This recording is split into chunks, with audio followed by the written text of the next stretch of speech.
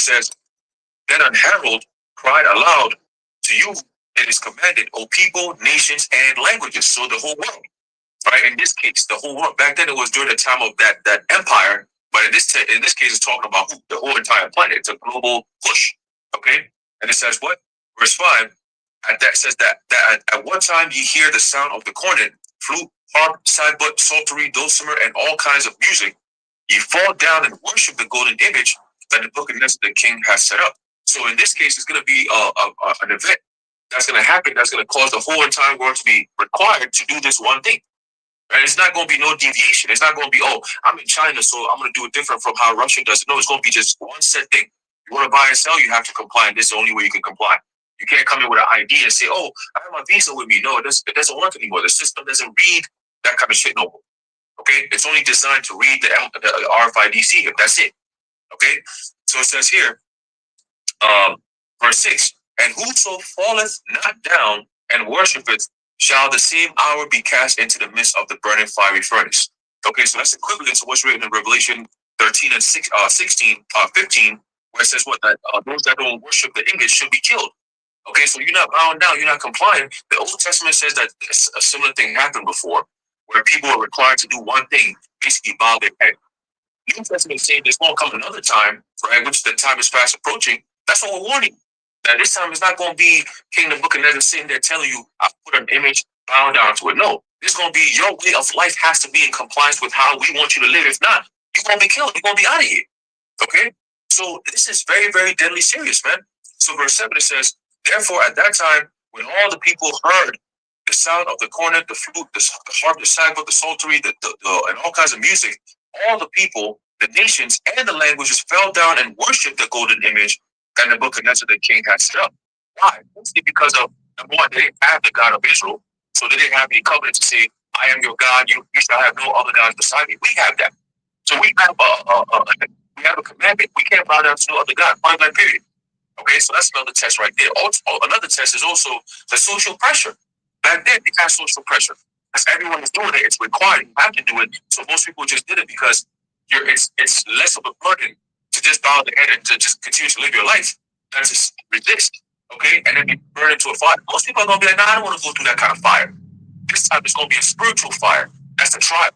Okay, and those of us who are gonna go through that fire, guess what? The Lord's going, just like He did back during the time of Daniel, right? He's gonna do the same thing.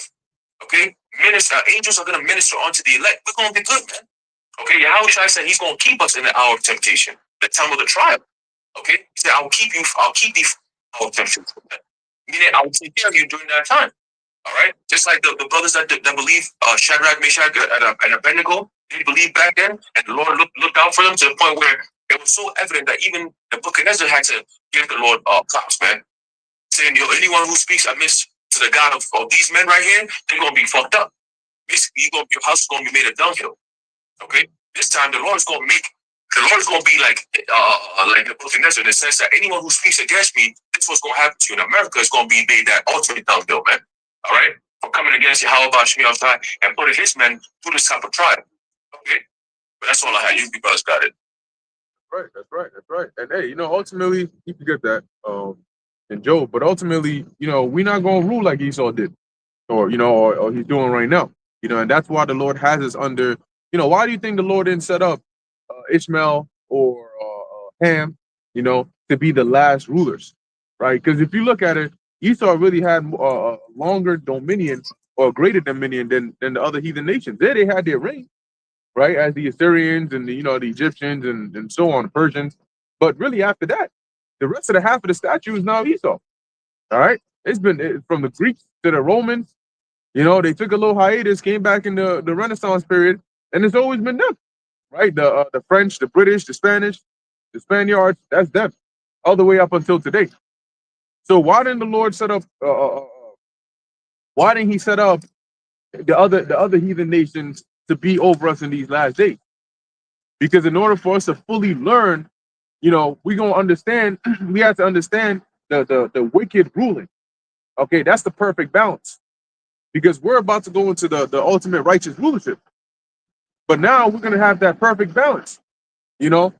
Like King Solomon. See, he did it in the reverse because he started off righteous. In the end, he went off into the dark side. as he was learning both ways. But the Lord got us in this time because, ultimately he's going to make us immortal.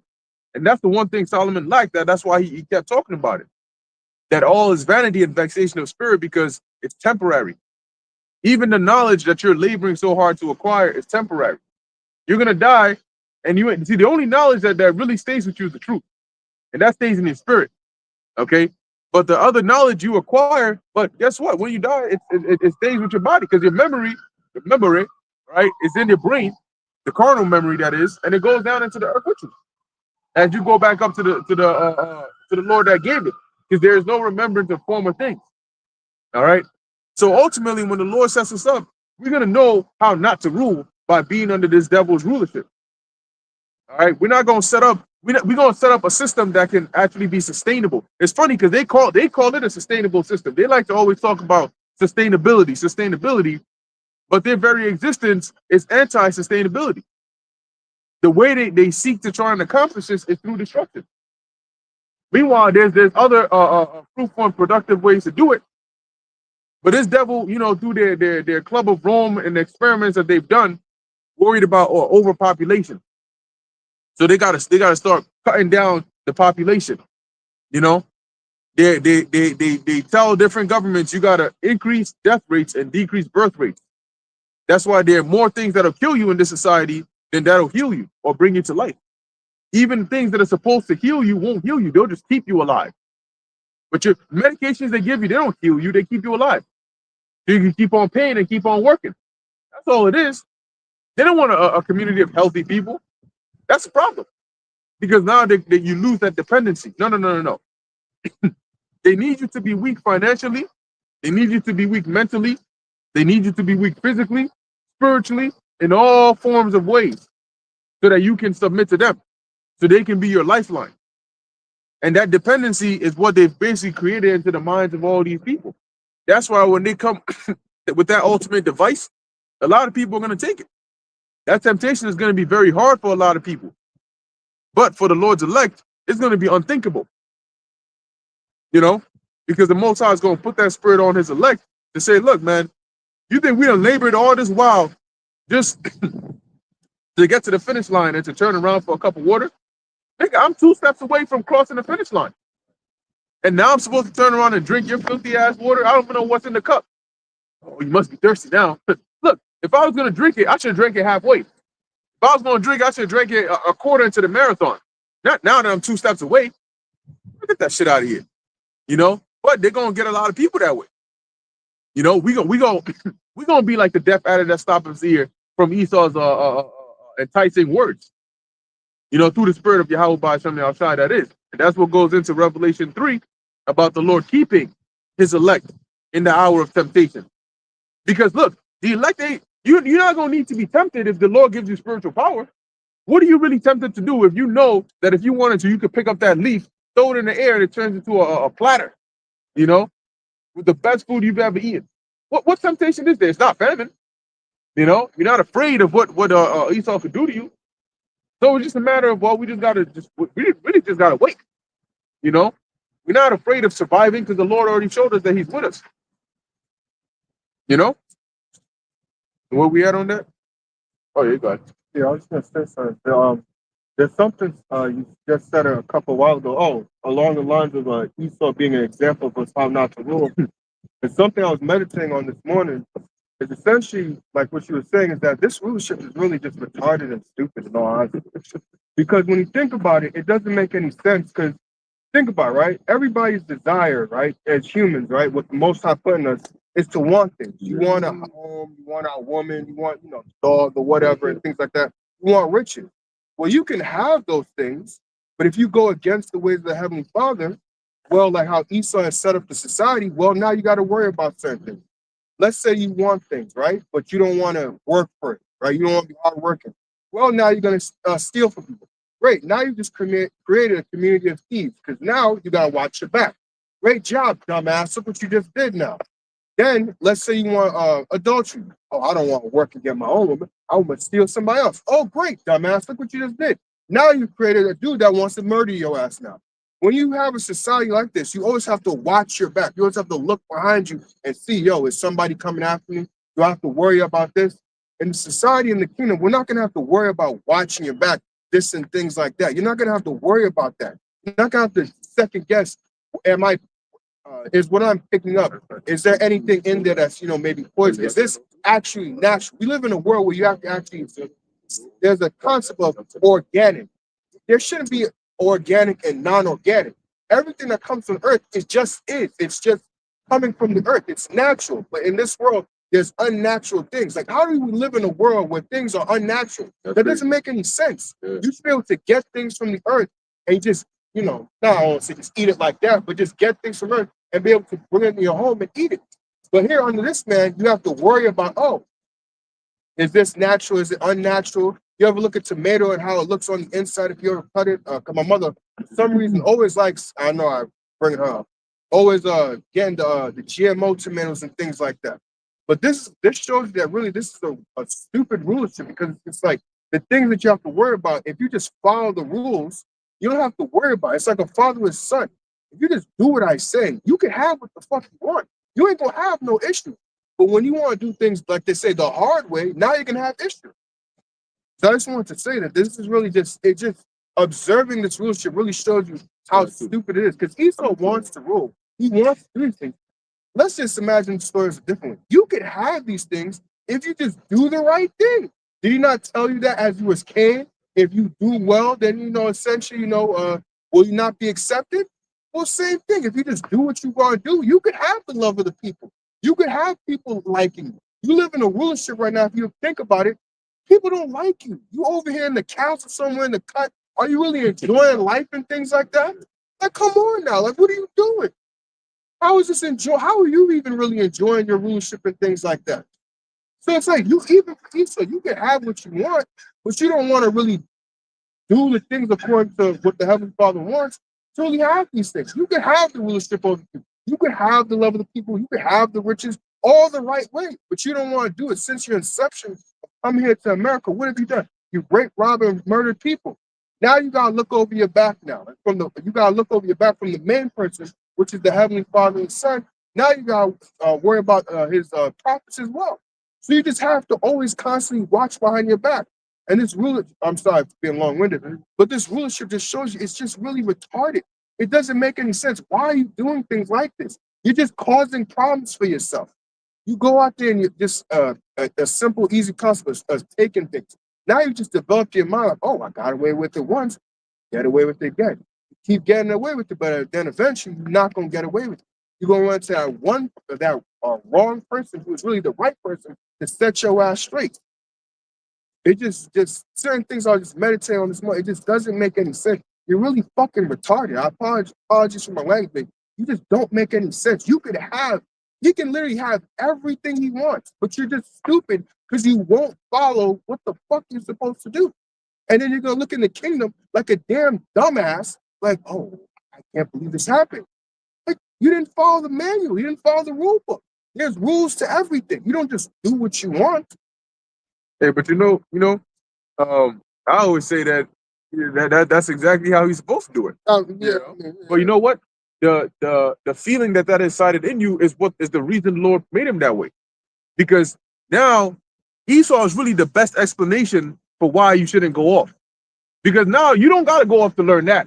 You can just look at what he's doing and be like, yo, what the fuck? See, I would never do some shit like that. Without even being put in that position, I would never do some shit like that because I see what it does. Like Shalamon's saying, right? It doesn't make sense. So why do I even need to venture in there? Why would I create a society? I got you, bro. Why would I create a society where, like you said, I got murderers and thieves and so on and so forth? It's like when this guy, Scar, basically took over. This nigga was laying in a cave somewhere, picking his teeth with bones, and everybody else is starving. Pride Rock is dead, and he's just laying there chilling. Like, all right, well, and they coming up to him like, yo, bro, like everything is dead. Like, we gonna need to move. He's just there, like, I mean, I guess, gotta do that. I got it finally. I got what I wanted. Right. So fuck all y'all. Everybody's starving and shit. Got it, bro. I had a precept tying in with what you said. John 8:44. Ye are of your father the devil, and the lusts of your father you would do. He was a murderer from the beginning, and abode not in the truth, because there is no truth in him. When he speaketh a lie, he speaketh of his own, for he is a liar and the father of it. So just tying it in, that's the nature of Esau Edom. But us being men that have the mindset of Yahweh Hashem Yahushai, it just we can't fathom how you can live and be on this earth and have that mindset. Even though we can, because we know you're the wicked, but just us having the right mindset, looking at how you do things, it's just a polar opposite of how we would do it. How the Lord Yahweh Hashem Yahushai put the spirit on us to desire to do it. So when these Edomite Christian nationalists get mad and say, "Oh, there's all countries being overrun by thieves and murderers," you are the original thief and murderer. You shouldn't be surprised that everything is a bunch of thieves and murderers around. You know, you Edomites that have established this country on rape, robbery, and murder. Why are you surprised that that is the fruits of it? So you want all of the credit, but none of the responsibility. You want to be over and say, "Yeah, we're the top dog." You know, right? You know, might makes right. You know, that's just, you know, every society has enslaved somebody. We just happen to be the victors on this side of it. Okay, stay with your pride. Okay, but now the fruits of it, which is that there's thieves, there's murderers. Your own sons and daughters are murdering you. Okay, your own people are murdering you. Okay, just out in Long Island, I spoke to brothers about this. That you had a Edomite. He killed both his parents, and they owned a deli, well-known deli out there. And he went into the business. This is straight judgment, and he stabbed both of his parents in the neck. Okay. And at first, the news, they didn't speak about it. Of course, they don't say, "Oh, we're not going to disclose the details of who it was." And then, you know, lo and behold, everybody online was talking about it anyways. They came out, and it was an Edomite. So-called white man did it. Okay, so but this is the fruits of your society, you know. But Esau tried to keep, you know, brushing it under the rug, spraying it down with cologne, so you don't smell the stench of the wickedness of what he's doing. That sit down win. That sit-down win, that BBL win, is coming up. The stink, you know, your stink, man. Your nastiness and your filth is on the forefront. See, but then they try to make us the problem, you know. But look what you people are doing. Look what you people have been up to. You see, this is the results, though.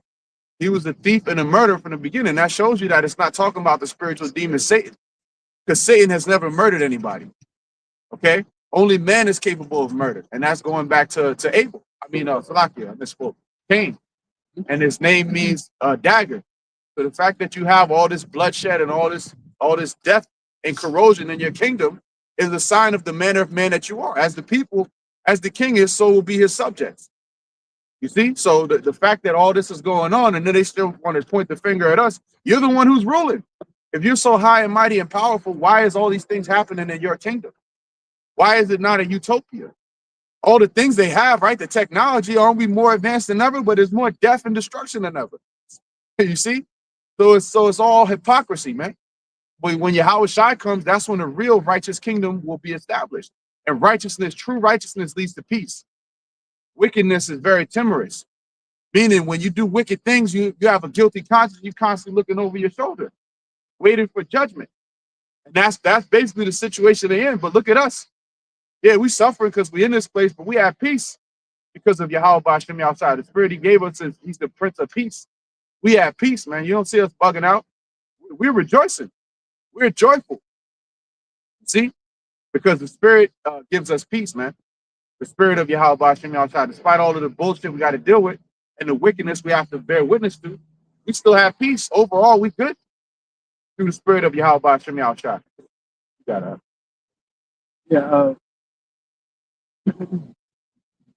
I'll say the way that this world is set up, both have put indicators around everything. He put the indicator of who's the wicked and how they rule and what makes them how the world is going today. It shows how wicked is.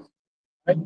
So being that Esau is running the world, that's the indicator to let you know who's the wicked, which is Esau.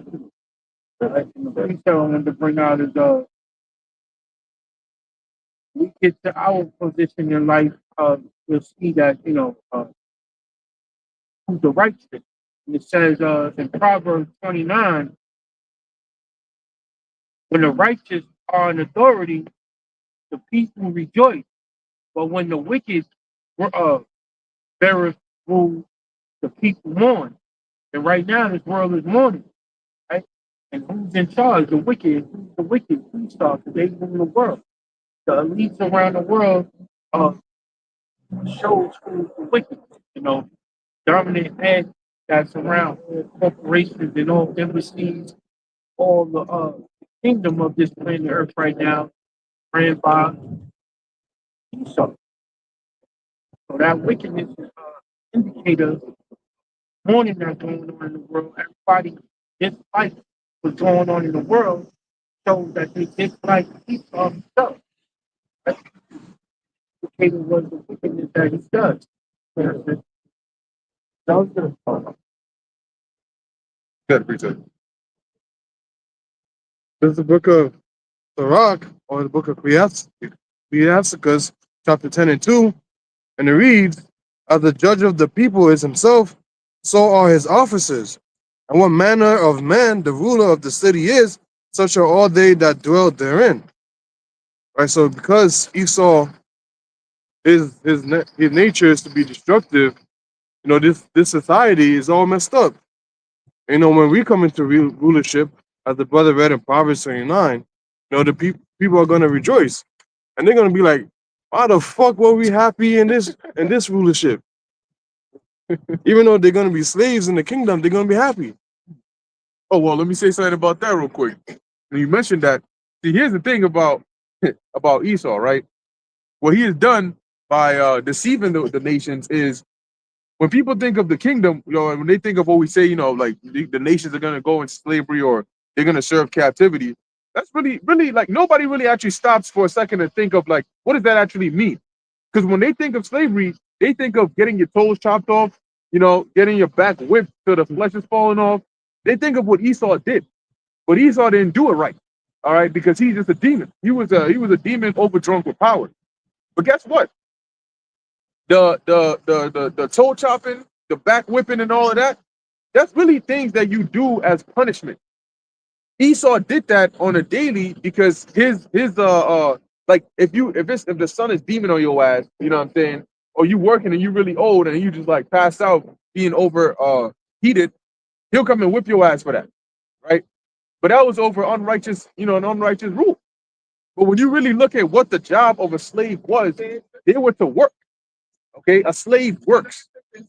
The manner of labor may be different, but it's all a slave really does is they work. All right. And so by definition, really we're slaves too. Because you gotta wake up and you gotta go to work. The difference is you're not getting your back whipped, you know, with physical whips. Okay, but you still gotta wake up and you still gotta work. That's why we call these modern day jobs the plantation. You still gotta go there and labor. Yeah, yeah, employees. And you like brother said, you mentally getting whipped. But when you really think about it, in the kingdom, if you're a slave in the kingdom, it's not the end of the world. It means that you're gonna be employed. Obviously, you know, you're gonna serve hardcore captivity, but we're gonna we're gonna have wisdom. Their job is to build up our kingdom. Now, if you own 10,000 slaves, why would you just go and just say, "Oh, I'm just gonna chop off your hands, chop off your toes"? You know what I'm saying? I'm just whip you for fun. You're really, because remember, they're part of your wealth. So you're really, it's kind of like burning your money. You know, and if you're a wise king, you don't need to do that. You may make an example out of somebody if they get rebellious to keep the rest in order, but you're going to use them to what? To work. You're going to say, look, over there, you're going to have some that are going to go into the mines. You're going to have some that are going to go into this part. They're going to break these rocks. They're going to come with the mortar. They're going to come with the cement. You're going to have some that are going to mix it. So it's a job. But guess what? They're still going to have food to eat. They're going to have water to drink. They're going to have, you know, they're going to sleep somewhere.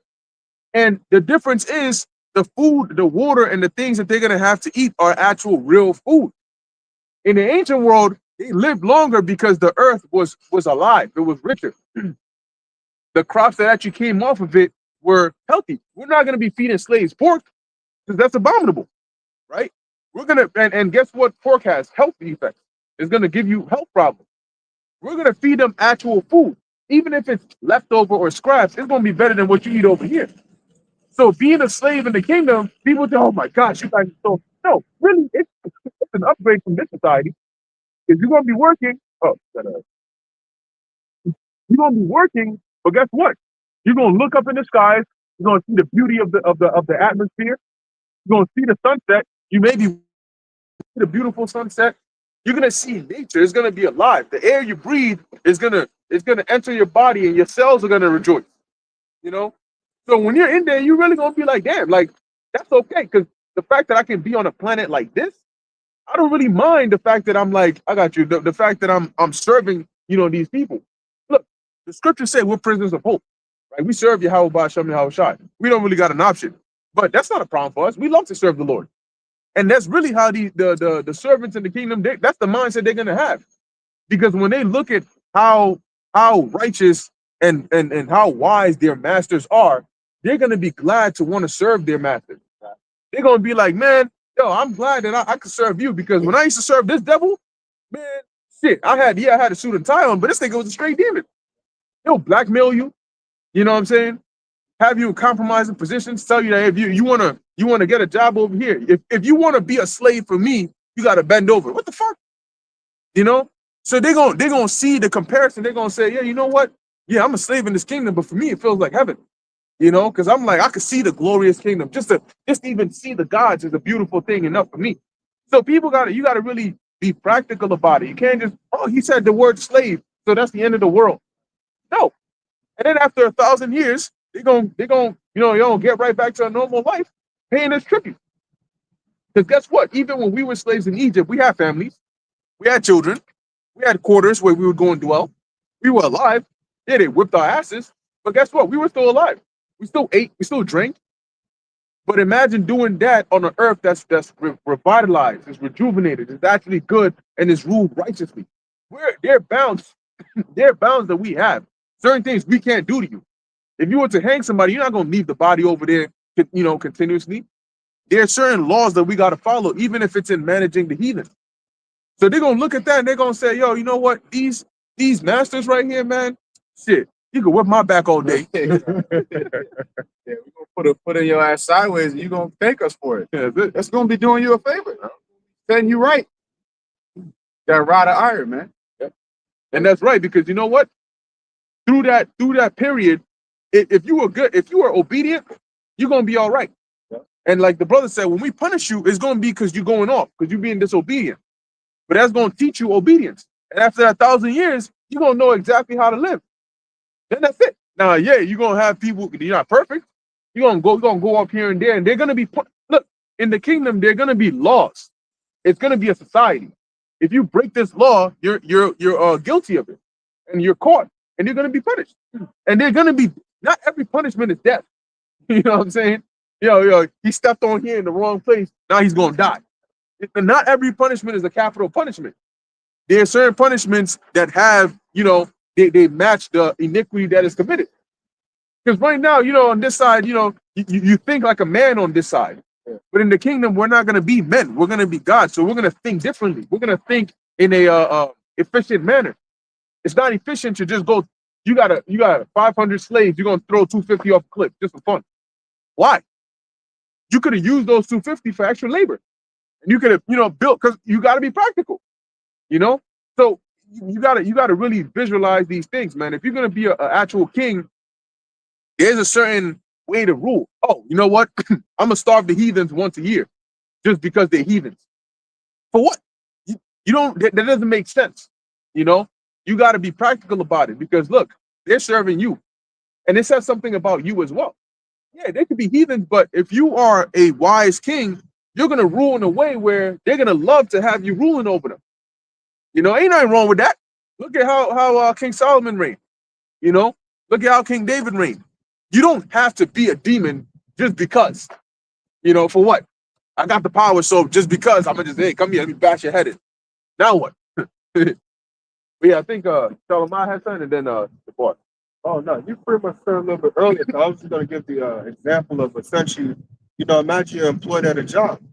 You work for a piece of shit person, but then you go and switch and find a better job, better employer. You're gonna be happy to work with that person. Why? they got better benefits, they treat you better as opposed to that one. So, Right. he pretty much said it. But he's still a slave. Right, But but you you're like it. happy because this person, the way they move is a lot better than the other person. The other person, like you say, they put you in compromising positions, maybe very rigorous and things like that. You try to talk to them, they don't want to work with you or whatever. It's like, yo, man, you just. I think that was something along the lines of I forgot which one it was, but Israelites came to. I think I'm saying it was Rehoboam or Jeroboam, and said that your father was very Rehoboam. Rehoboam, if your father was very harsh with us, you're going to be the same way or you're going to be a little different. He was like, I'm going to be worse than my Yeah, his father. dumb ass. Well, his Lord put a spirit on him to do that, but goddamn, bro, you just lost your kingdom. The prideful spirit of Esau in this world today, the Lord made a perfect judgment for them to wipe them out during the time of the new kingdom after 1,000 years.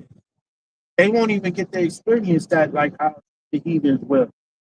So they will have to deal with how wicked they was on this earth in this day and time, that after 1,000 years in the kingdom, they're going to be completely put away with. They're not even going to experience how they were being wicked. You know, they're going to get some of it, of the punishment, but ultimately they're not going to be able to live out eternity with having a just rule king over them.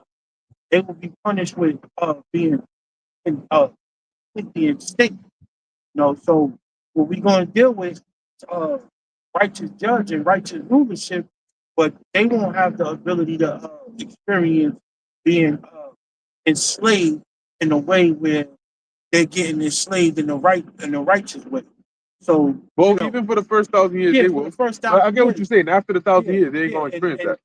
as they walk by and live their life for this rulership, that prideful spirit put to death, put to a cease, because you know the Lord got a big surprise for them. They may know that they're going to be done away with completely in certain times. That's why they live in their life now, you know. But these other nations, they're going to experience enslavement, but in a righteous way.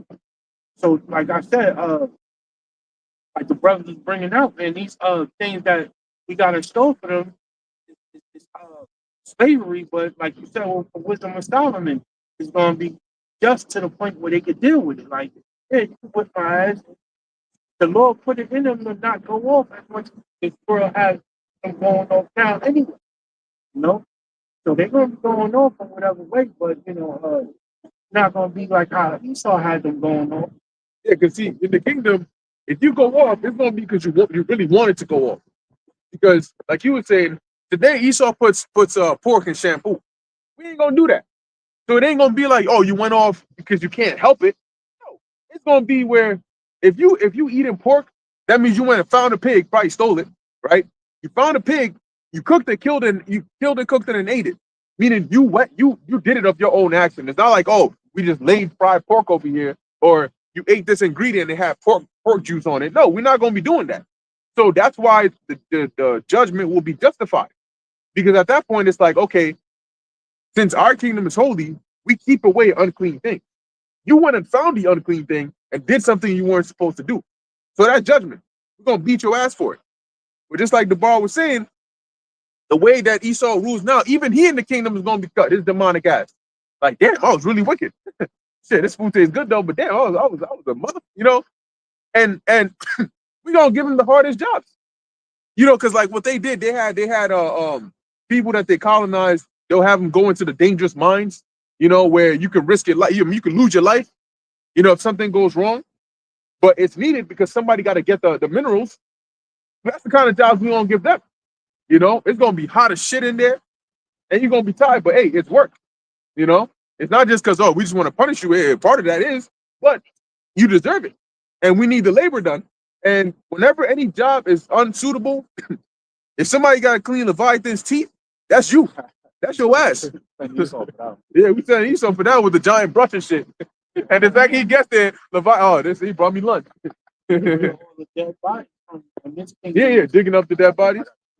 God, and then Haran got a point. I think Sean got a point too. Everybody got a point. Yeah, you good. They put what in shampoo?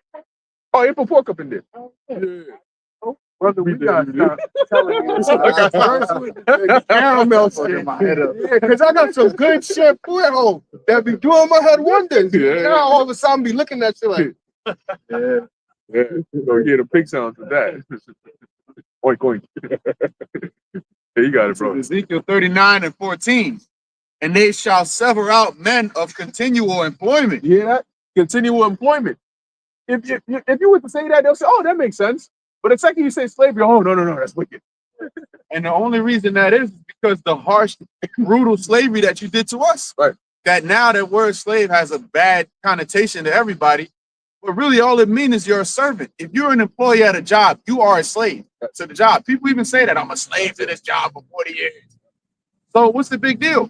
People get offended about scriptures that says, servants obey your masters. All that means is be a good employee. That's it. But here it is. Jakes get offended. See, how could you have a book that's saying be a slave and serve your master? See, this is how we know this is the white man's book. You just don't have any understanding, bro. In the ancient times, if you serve somebody, and a lot of time the master would be taking care of the servants, you know. But even in the case that he wasn't, he was a hard ass or he was hard on you. That's all it's saying is still serve and act like you're serving the Lord, because that's all the position we've been given. We're here in captivity. We can't even take a flight and go. I mean, some of us can, but really, what can we do? Most of us can't just up and leave America. We're stuck here. And at the end of the day, we want to be here because we want to see this judgment. We want it, the greatest deliverance going to be from here, so we got to go through it, you know? But people get offended. Oh, slave, Jakes get offended. But you don't have no understanding of how it was in the ancient world, man. And then you want to apply your weak understanding of the only thing Jake knows is the last few hundred years of history. You don't even know the history of what was going on back then. Go into the history of what was going on in those times. And you'll understand that it's not what you're thinking of. The hardcore slavery that we experienced, that was something that had never been done before.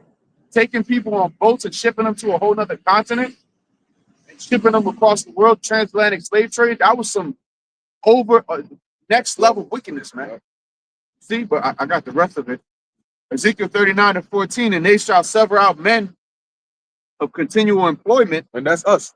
We're the ones who are going to sever them out. We're going to group them up. We're going to say, all right, these people, they're going to do that. You're going to do this. You're going to do that. You're going to work. All right? You got it? Passing through the land to bury. Yeah. So you're going to go through that land. You're going to dig up the dead bodies, and you're going to bury them. That means you're going to dig with the shovels, dig up them pits, right, the 6 feet, and then you're going to put the bodies in there and cover it up. With the passengers. That's all right. That's why we're going to throw them in Antarctica. Right. Because the cold ain't going to bother them. I love that, right? Shit. You built for it. Love running out here in a skimpy pair of shorts, man. In the brick ass cold, man. We must be out there, man. It says, bury with the passengers those that remain upon the face of the earth to cleanse it. After the end of 7 months shall they search. And we're going to give you a duration, you know, where you got to go and make sure you get everything off of there. Now, we could do it with spiritual power, but why would we do that? Just like Esau could end, quote unquote, world hunger, but why would he do that? He got the money for it. He got the technology for it, but why would he do that?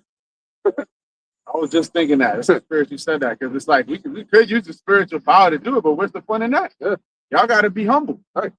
Well, Master, you have a chariot. You can just do this job in a millisecond. But did y'all do that for us? When we were on the bottom, you could have made our lives easier too. But did you do that? No. Hey, the Lord set it up for us to be humble. So now it's set up for you to be humble. Deal with it. That's work, nigga. That's it. That's it. Yeah, you got it, bro. Hey, Khan, I just wanted to harp back on the point that y'all brothers making in regards to proper rulership, right? And even though Esau put us in captivity, we understand that that was done through the spirit and power of Yahweh Shai. It had to happen this way for a reason, right? We went off, the Lord said, I'm going to punish you with the worst of the worst. And then here we are, right?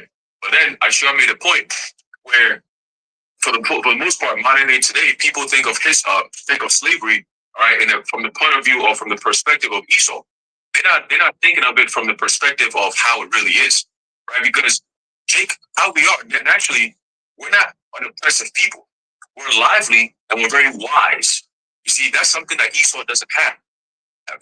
Okay, so he has to find another way to have rulership. He has to do it a whole different way, right? Which is, I'm going to make war against you. I'm going to deceive you. I'm going to kill everything you got. I'm going to destroy everything you have around you and yourself. Okay, just so I can have an advantage over you. Jake, we can leave you alone and still be over you. You see what I'm saying? For example, look at Abraham and his servant, right? Eleazar, right? Eleazar was a servant in Abraham's home, but he was so faithful to Abraham to the point where Abraham was willing to give him his inheritance, man. If it wasn't for the Lord who says, no, it doesn't work that way, it's going to have to be your seed, which was Isaac, and the one to inherit. Now, Abraham's inheritance, man. Okay, so that goes to show you that even in the mindset of a Hebrew, or back then, Abraham wasn't known as well. He wasn't a Hebrew, but he wasn't an Israelite, I should say, right? As in the descendant of Israel, right? But he was also following the commandments of his fathers, okay, the traditions of his fathers, okay. Now, when you go into the book of Deuteronomy, chapter 4, verse 6, the Lord says, "What? Keep therefore and do them." Right? When you go to the word "keep," it means to what? To put into practice. Okay, to practice to the best of your ability. So keep therefore and do them, for this is your wisdom and your understanding in the sight of the nations. So we have a blueprint of how to rule. Esau was never given a blueprint of how to rule, so he just came up with shit. Oh, this is how I see fit, so I'm gonna do it that way. Okay, there is no real basis, no connection, no understanding to why he does what he does. Right? So he does things just outlandishly. That's why he's known as the son of perdition. Okay, the son of destruction. Everything he touches, he's going to destroy. Why? Because he doesn't have a root understanding of life. Okay, he doesn't have that because he wasn't created as the vessel for life. Okay, so it says what?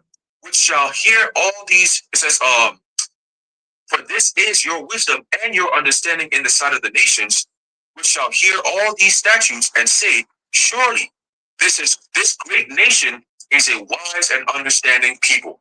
Okay, and when you think of how King Solomon was ruling, these are the nations were willing to work with him. Why? Because he was a wise and understanding king. You see, to the point where the king of Ethiopia, right? They call the Queen of Sheba. I said king. The Queen of Sheba, right? Came all the way to Israel to come and learn and hear from the mouth of King Solomon. Why? Because she heard these things. Like, man, his fame was so gone abroad. Where she's like, I have to come in and hear what this guy, what is this all about? I've heard so many great things about you. Now I need to come in and physically come and see it. And guess what? He just gave her a few words here and there, and she fell back. She was out of this. She was like, what? Like, what I'm seeing, what I'm witnessing far exceeds what I was hearing. Like, this is insane, right? So these nations, they're gonna be mesmerized by that. Right? These are God kings. Like, these are actually the people that were serving in America, looking as everyone treated them as nothing. This is who they really are. Like, oh my God, no wonder. Like, these are really God's people. They're never gonna look at them gays and be like, wow, those are God's people. When it tells you in Isaiah 14, where the nations are gonna look at them, narrowly look upon them and say, is this the man that weakened the nations? They're not looking at him and say, oh my goodness, look at God's chosen people. Wow, look at the Jays. Wow, my goodness, let's follow. Nah. They look at him like, these motherfuckers are the one causing all the hell and problems around the whole earth. They're the ones that cause all this shit that we going through. Oh, these niggas here. You see? So guess what? These other nations gonna want to have a piece of Esau too, man. Because right now they wish they could have a piece of Esau, but they can't. Because scripture says, who shall make war against the beast? Okay? It's not their place to make war against the beast and overcome the beast. That's the Yahweh Shai's throne, I guess, right? That's the Yahweh Shai's thing to do. See? So we just following suit. So when you go into the book of Isaiah 14, real quick, Isaiah chapter 14 and verse 2 says, and the people shall take them and bring them to their place, and the house of Israel shall possess them in the land of the Lord Yahweh for servants and handmaids. So you're going to be serving the children of Israel, the men, the women, the children of the nations, all these nations, starting with Esau, Edom. Your job and your purpose is to be servant to the nation of Israel. And you're going to love doing that. These nations are going to love serving the nation of Israel because it's going to make sense to them, right? Because, hey, it tells you in the book of Revelation that what? We're going to be the healing of the nations, right? We're going to be healing them. We're going to be the ones to set them straight, cure them from all their illnesses that they got from underneath the rulership of Esau, man, right? The ways of death, the food that they eat, the way that they live their lives, how they communicate, all these different things that they do, okay? The Lord said he's going to cleanse all that shit. He's going to put us in rulership. We're going to be the ones to manage the earth. Because this is bigger than just having dominion over the earth or having power over nations. It's about really constructing the world how it's supposed to be. As is written in the book of Psalms, it says what? The whole earth is out of course. They know not, neither will they consider. Okay, they walk on in darkness. The whole earth is out of course. So if the earth is out of course, that means that the rulers of the earth are the ones who have pushed the earth into a direction where it's out of course, man. So we have to turn the rivers back. We have to turn the course back to how it's supposed to be. And then the nations are gonna be like, yo, damn, like this is life. Like, man, this whole time, what were we doing? We're burning down our cities. We're fucking shit up. We're going to war. We're doing all these things. We're never at peace. You know, we had all these democracies. We had all these so-called meetings. But we were never at peace. We were never at peace, man. We're always at some type of war, some type of fear, some type of conflict. But finally, the true Israelites, the true kings of the earth have taken over. And look, the whole earth has changed. Literally, the whole earth will be changed, man. Okay? It says what? We shall, for a new heaven and a new earth wherein dwelleth righteousness. Okay? So it says what? It says, and they shall take them captives, whose captives they were, and they shall rule over them or over their oppressors. Okay, so we're gonna have dominion over Esau, Edom. It ain't no, there's gonna be a certain portion of them that, you know, because they're being nice to us and shit, you know, they bow down and kiss our feet. So in the kingdom, we're not gonna have that. Listen, the whole nation is going to captivity, bro. The whole entire nation. Now, of course, you're gonna have ranks, right? But Esau, Edom, you're gonna be at the bottom of the bottom. Right? These nations, we're going to use you devils as an example for the other nations for things they shouldn't be doing. Okay, for the first 1,000 years, it's going to be belt to ass.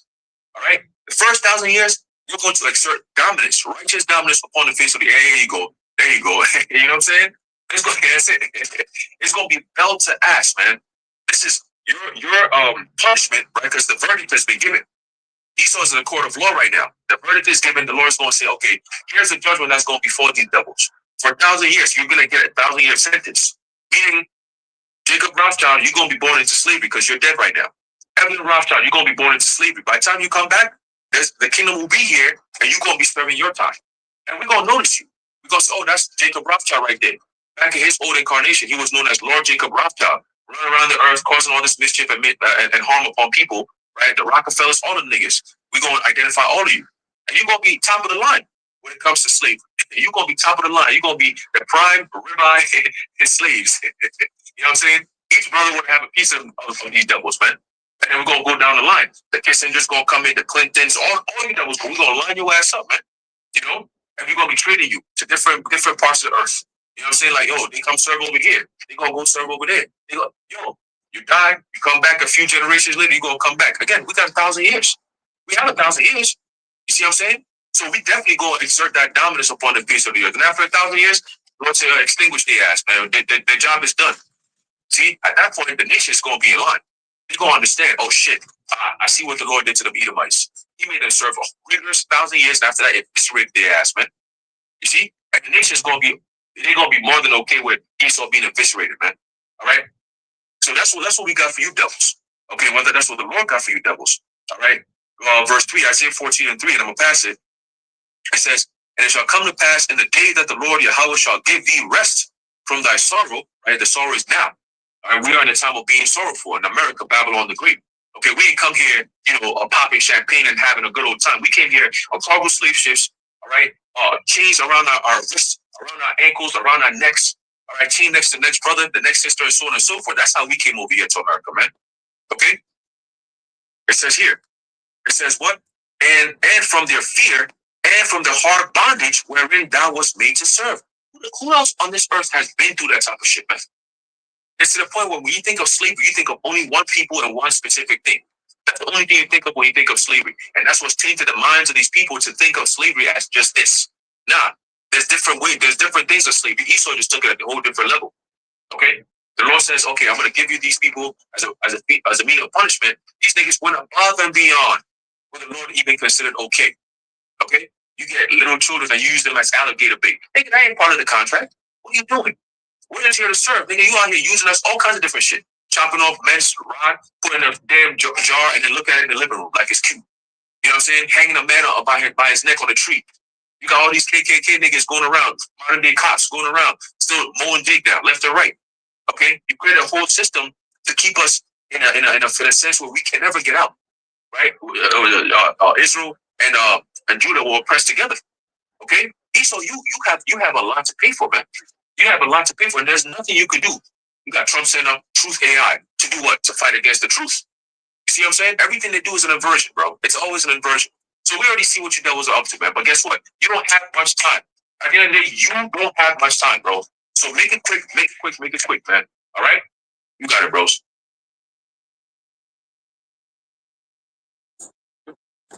We have to tell lies. Yeah. Okay, bring it. All right. Isaiah 14 and 18. All the kings of the nations, even all of them, lie in glory, every one in his own house. But thou art cast out of thy grave like an abominable branch, and as the raiment of those that are slain, thrust through with a sword, that go down to the stones of the pit, as a carcass trodden under feet. So in the kingdom, as we've been saying, the nations, they're gonna be set up in their they're gonna be under us, but they're gonna be set up in their own lands, right? But the one that's gonna still be looked at, all right, despite all of them, they're gonna be getting their ass kicked, all of them altogether. But Esau is still gonna be looked at as the worst of the worst, the abominable branch. You see, and that shows you that it's talking about an actual man. You think that the spiritual demon saying that he's gonna come down and they all just gonna be looking at him and saying he's an abominable branch?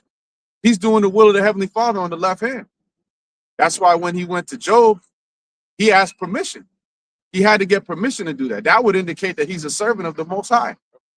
All right, he's not just a rogue doing his own thing. Otherwise, he would have just completely obliterated Job. But he had to get permission, even before touching him. He took everything he had. Then he said, "All right, well, skin for skin. If I actually harm him, then he's gonna give it up." And the Lord said, "Go ahead and do it." But going back to the point, all the nations, they're going to be set up in their position. Even though they're going to be slaves, they're going to be glad to be serving righteous gods, man. Yep. Think about that. This is the first time that righteous, complete 100% global righteous rulership is set up, aside from Solomon's time, all right? But even that had its limits. Oh, since you said that real quick, when Paul and Barnabas performed spiritual power, what was the first thing that the people of the city wanted to do? Worship them. Yep. So it shows you that when you, like you said, when the Lord really establishes us as gods, they're gonna want to serve us. Right. And another sign that the people right now that's ruling are not that, because they have to hide themselves. The Rothschilds and whatnot, they have to be hidden. They're not out here on the forefront saying, "Yeah, well, we're the rulers of the earth." Why? Because they're ashamed. Okay, that's a sign of being ashamed. That's an embarrassment that you rule the world, but you can't even come out and say that I'm the one that's ruling it. But when we in the power seat, we ain't gonna be hiding nothing. You're gonna see Howard Shai, you're gonna see the elect, you're gonna know these are the ones that rule over us. At least there's gonna be a sense of dignity with it. Yeah, we're serving them, but they presenting themselves before us. They're showing who we are. They're showing us who they are. It's all a clear setup.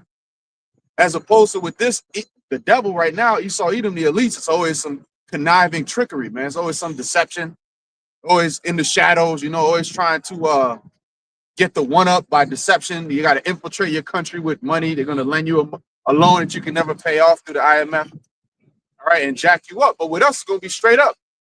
This is what it is. Laying it out, and you're going to serve us. And you're going to see us, man. See, but Esau, he's the opposite. That's right. This is going back to a point we were bringing out a little earlier. I'll just read it.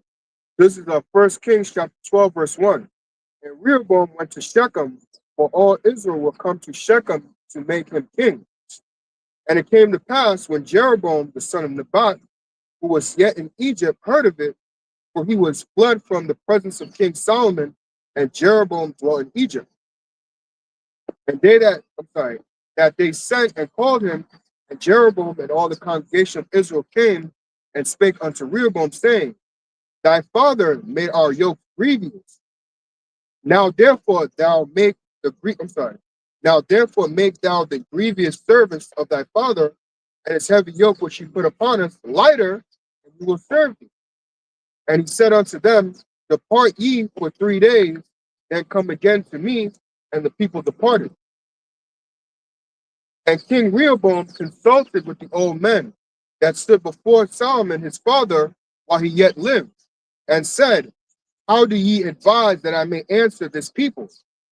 And they spake unto him, saying, if thou wilt be a servant unto this people this day, and will serve them, and answer them, and speak good words to them, then will they be thy servants forever. So you see, they gave him good counsel because they worked with Solomon. So it's like, yo, if you just be reasonable to people, work with the people, look, they're going to serve you forever. You ain't got to worry about it. They're going to follow. And that's what you want, isn't it? Doesn't the king want his subjects to follow him? But if you read verse 8, he did the opposite. Verse 8, but he forsook the counsel of the old men, which they had given him, and consulted with the young men, the YNs, Word. consulted with the young men that were grown up with him, and which stood before him. And he said unto them, what counsel give ye that we may answer this people who have spoken to me, saying, make the yoke which thy father did put upon us lighter?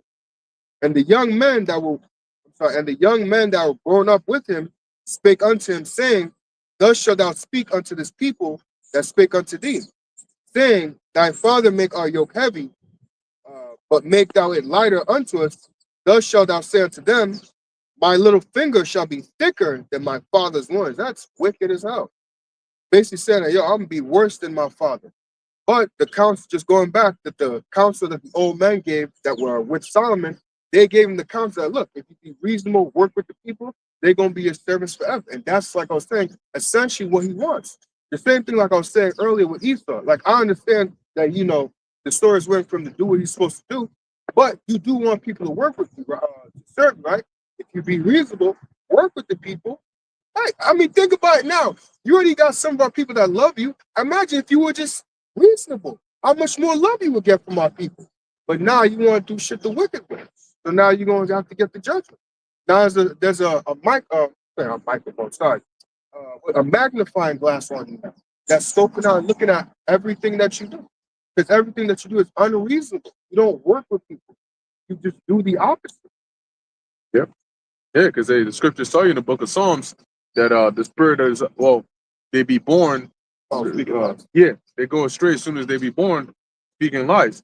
You know, because the spirit that is set up in them is not upright. So they, by nature, they do the things that are just destructive. You know, the things that they, you know, the ideas that come to their mind, they're like, oh, we should do this. There's always some wild, crazy shit. You know, let's pluck the feathers off of butterflies. You know what I'm saying, and then make them run a race. You know, like some wild, but it's like cruel. It has a hint of like cruelty in it because that's just like what they favor, you know, in their spirit. You know, and it's like you don't even need, if you left the Edomite without teaching him wickedness, by nature, his instinct would lead him in that direction. All right, just like Cain's instinct was, well, as he after he was admonished, why didn't you just say, you know what, fine, you know, I'm gonna just do better. He said, no, I'm gonna kill Cain. I'm gonna kill Abel because he did better. But what do you do to you?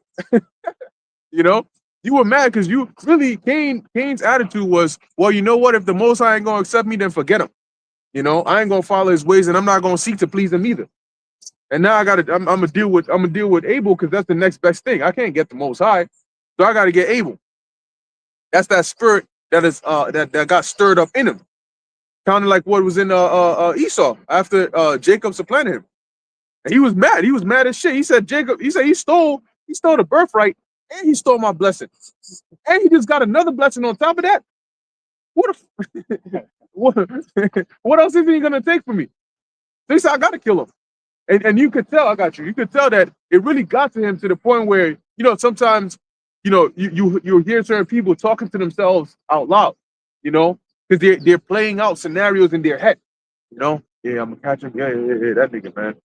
Wait till I get him. You know, and he's in there. He's looking at you. You the man. Who got the dog in him? You got that dog in him, right? You the dog, ain't you? And you'll smack himself and shit. Arr. You know, that's him pep talking himself. And you got the servants listening in like, oh shit, this nigga crazy as hell. I always knew he was crazy. You know, run to Rebecca, hey, you know, hey, your son, man. Shit, I might need to take my leave because your son get a little out of control with the things he's saying about his brother. You know? Got it. I was gonna say, what you just said, jarred something in my head. If you think about it, if Esau's a spiritual man, he should have taken the low route and say, you know what, Lord, my brother Jacob just scammed me out of the blessing, you know, Pop said he ain't got nothing for me. I, you know, pray to the Lord, like maybe Lord, you'll hold me down with something. Because like, what am I supposed to do? I just got scammed. Well, you know, really he didn't, because he gave it away. But you know, he could just make a plea like, yo, what happened that Jacob just did was wrong. Well, like, what am I going to do? He didn't pray. He just prayed. Was like, yo, he's dead. That's it. Yeah. Like that, what you call it? That video that she just sent. I don't know. I just had a vision. That's it. You're guilty. That's it. That's it. That's You it. got a feeling. In my belly button. Yeah, but that's his nature, you know, because that part of wisdom that dwells within you that says, you know what, why not do it? Don't do it that way. Like Jacob. Jacob knew that he was getting cheated by Laban, right? He told him, he said, look, bro, you swindled me the first time, you swindled me again, and you keep changing. He said you changed my wages 10 times. He said, I was freezing in the cold, working my ass off for you. I was burning in the heat, working my ass off for you. And anytime you lost something, I took the loss of that. I didn't complain about that, you know? And now you're going to turn around. And so he got pissed, you know? Like, because, you know, Jake, at some point, you get to the point where you could be laid back, but, you know, at some point, you hit your limit. You know, he got pissed off. But, you know, going back to Esau, Edom, that's him by nature. Don't expect him to have, you know, mercy. If Esau has mercy, it's because he's getting something out of it. You know, it's the look. Or in his mind, he's like, all right, well, if I show this guy mercy now, I could use him as a tool later because he might be loyal to me. So I'm going to put him in a bad position. I'm going to come to him when he's vulnerable and show him quote unquote mercy. And then I'm going to get him to come and do X, Y, and Z for me. That's him. But Jake will show mercy. Look, you know how far Jake will go for somebody that ain't got no business helping? And you sit there and wonder, yo, why are you going this far for this person? Well, it's because you told him you were going to help him. And now you freaking 10 states in the middle of the country somewhere, you know what I'm saying, driving a freaking forklift. Meanwhile, you ain't even driven a truck before. You wonder how the hell did you end up here? Oh, you asked somebody, one of your bros asked you for help. You mean that dude you went to college with that you ain't seen 5 years? Yeah. So why the hell are you doing it? Oh, because I gave him my word. But anyway. Yeah. The guys. Yeah. They were merciful. Because Jake, we just a naturally compassionate people. Mhm. That's the thing, you know? Yeah. The Lord's gonna put it on us though to be straight righteous terminators. Yeah. You know, all that compassion and that there's gonna be certain mercy and all that, but it's gonna be straight judgment, no chaser, man, for the first 1,000 years. They don't need no chaser. They just need to ask for it, you know, in the right sense. That's how they're gonna learn righteousness. Because we learning righteousness right now by the Lord using us or using Esau as a sword, as a whipping stick, you know. So they're gonna learn the right ways when the Lord puts us in rulership, and that's just what it is. See, people have they have a misconception, and you know it's because a lot of Jake, they don't read, they don't study, they don't do any of that stuff. Okay, you wonder how it is that they know how to read. All right, but when you actually break down and like understand how the scriptures are set up, the kingdom of heaven is another day on earth. Okay, the day the kingdom of is instituted is really just another day on earth. Just that everything is going to change. When the U.S. dropped those bombs on the atomic bomb on Japan, that was another day on earth. A lot changed, but it was another day. When World War II started, it was another day. When 9/11 happened, it was another day, but it brought about a new era. So when the Lord comes back, it's going to be another day. It might be a Tuesday, it might be a Wednesday. You know? Now, your mindset might be different, but it'll be a day when you look up and see chariots up in the sky and a whole lot of things go on. But eventually, nighttime is going to come. The morning is going to come the next day, and it's going to be the same thing. The chariot's going to be there.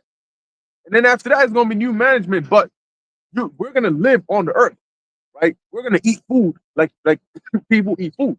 The only difference is in the kingdom, once the earth is brought back to its lively state, it's rejuvenated. We're going to honor the land Sabbath, right? And I was thinking about how the scriptures say that the Lord is going to make. He told Abraham he would make his seed innumerable as the stars of heaven. And when you think about it, it makes sense, because if we're going to be immortal and if we're going to be innumerable, if you're immortal and you never die, but say even if there's 2 billion of you, that's numerable. You can count that given enough time. But an innumerable means that you'd have to basically be infinite. We'd have to just keep on populating and populating and populating and populating over and just filling up everything to the point where 1,000,000 years from now, the galaxies and the stars are just going to be filled with Israelites everywhere, you know, because we just gonna be living, you know, and it's gonna be a beautiful thing. Imagine what when you read about King Solomon's his portions, they're talking about like 40 sheep and oxen and all these things. I'm like, damn, bro, how big is your stomach? But that's because, you know, he had a household. So they would all sit at the table, them long ass tables with different kinds of meals. Boom, boom, boom, prepared daily. Now, That's a imagine, banquet.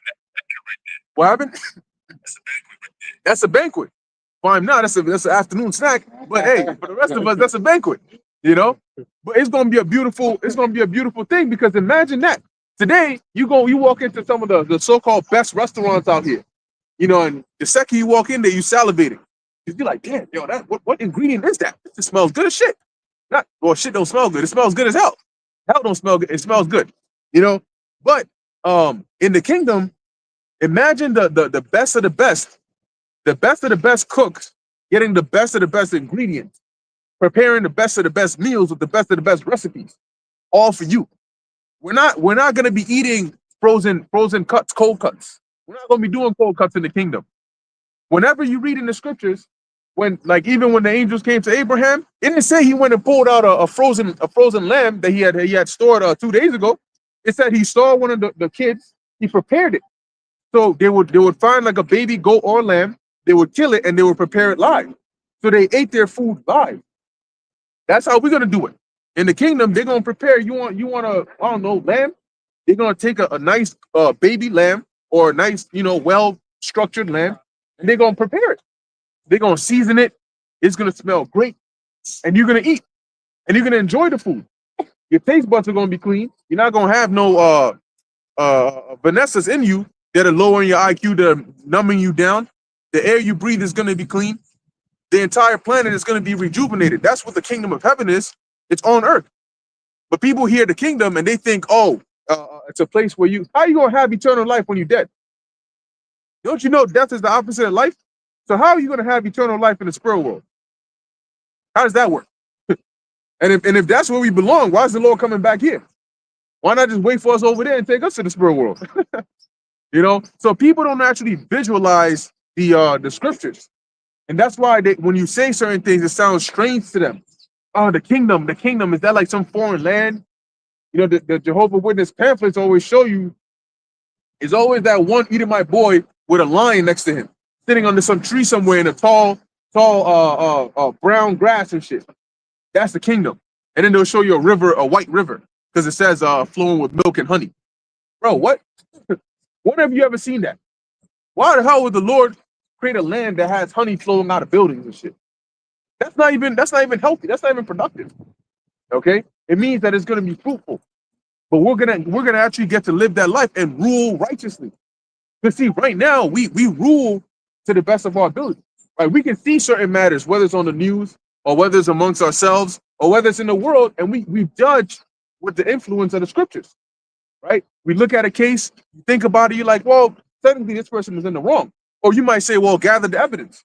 Before you prejudge, you want to have all the information. So these things that we do here, the Lord is just going to have us doing on a grander scale.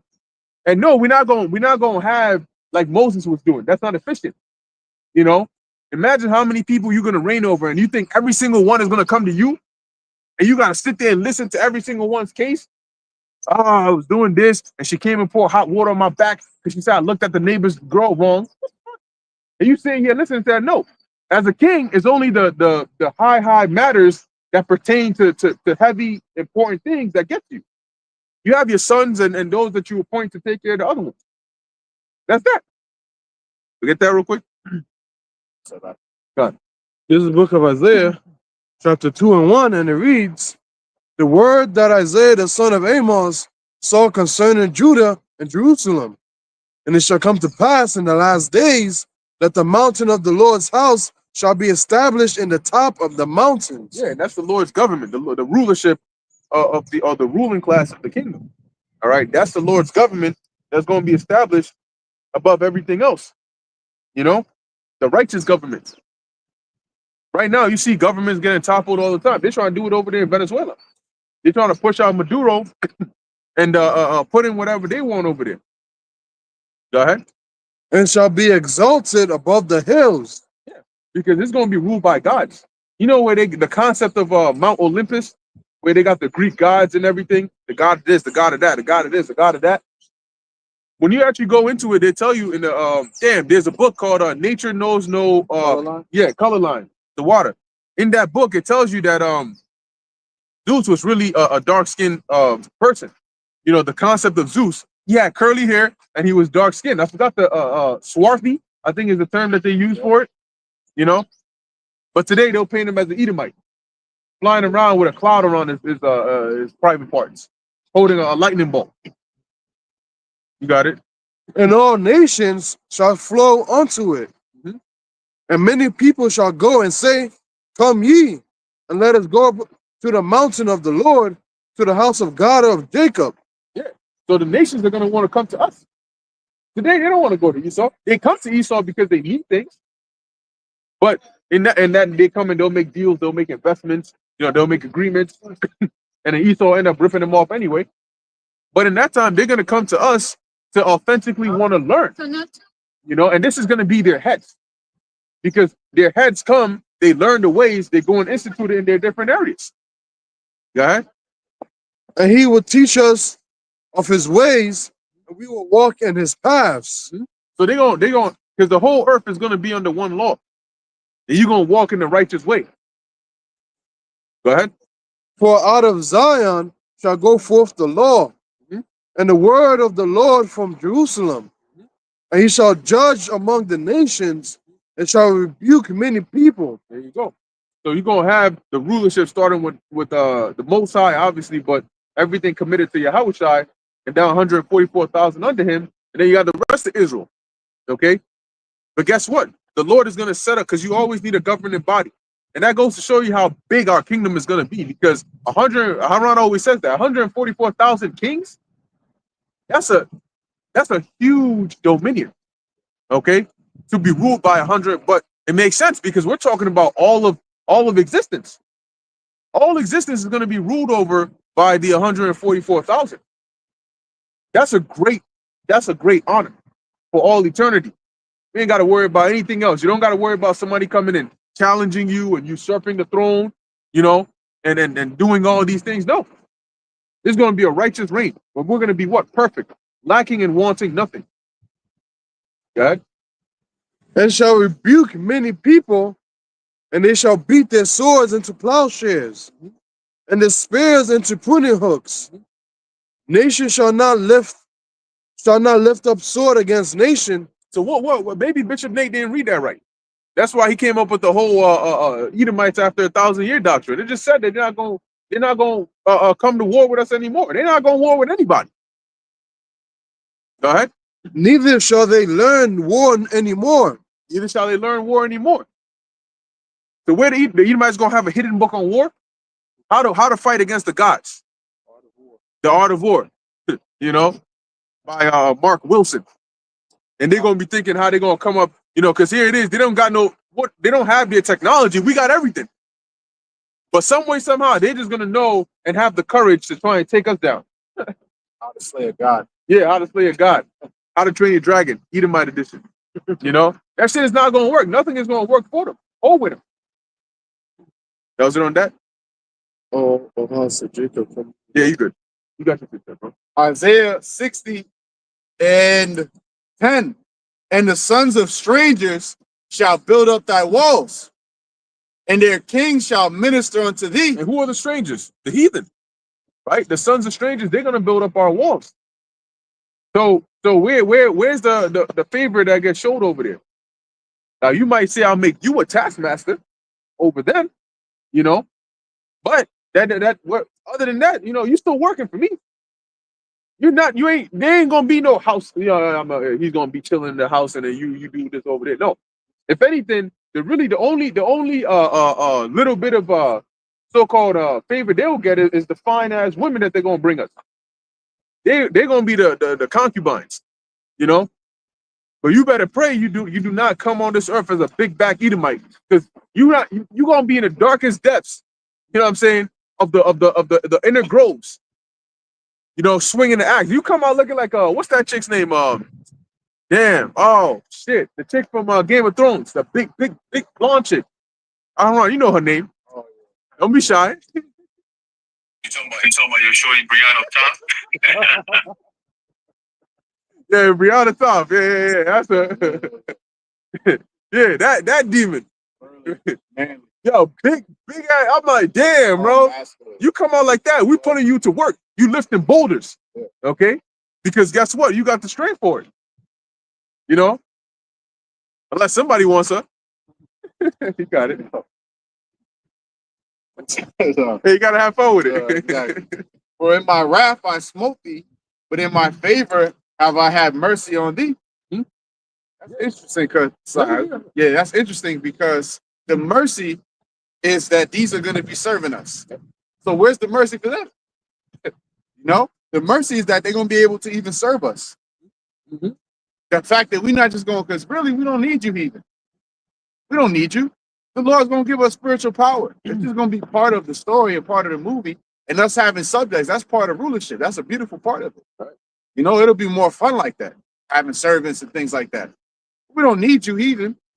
You know, so just be glad that you even allowed to be a servant. Right? You know, be glad that you're going to be allowed to even exist at the same time as us in our rulership. That's what you should be grateful about. And that's how it is, you know, as I mentioned before, when Esau be beating these nations down, they hate him for it. Right. When we beat them, they're going to love us for it. Right. That's the difference. They serve him, but it's through force, through unwillingly they do it. Mm-hmm.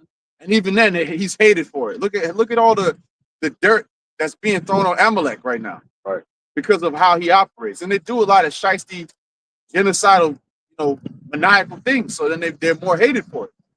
But when we do it, we're gonna be jacking these heathen up, and they're gonna love us. Thank you, sir. May I have another? You know, they're gonna turn the left cheek and the right cheek. Yeah, exactly. Well, you forgot this side, sir. You know, yes, the Lord. You know, you forgot. You beat my head in, but my legs are still good. You might want to hit that angle too. But that's how they're gonna be in the kingdom, man. So who are these? This scripture right here destroys Christianity, man. Right. Who are these heathen? Who are these strangers that's gonna be building up our walls then? Somebody has to build it. Right. So what, they're gonna be saved, but they're also gonna be building the walls? And then once they're done, they're gonna join us on the inside? No, that ain't how it's gonna work. Hey, but you know what? Another thing to keep in mind is when you look at when the Queen of Sheba came to see Solomon, it said that when she saw his servants alone, she almost passed out. Because you can't look. If you got a servant, they're not gonna be in your house smelling bad, looking like a disgust. No. If they're gonna serve you, when you look at these rich people, the butlers that they got, they be smelling good, they look good, they're presentable because they're gonna be in the presence of these people. Proper. Yeah, Fresh Prince. Who? They're prim and proper. They're prim and proper.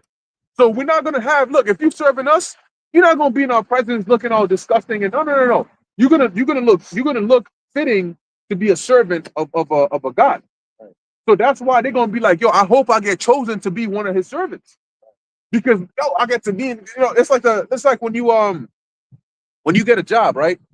Depending on the nature of the job, they give you certain things so you can perks, uniform, certain things to get you up to that level so you can do the job. Right? They might give you a company car to drive, they might give you these different things over here. So it's the same thing.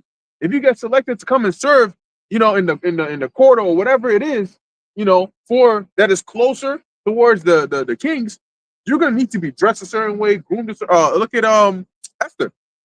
6 months in oils, just bathing and making your body soft and you smell good and all of that.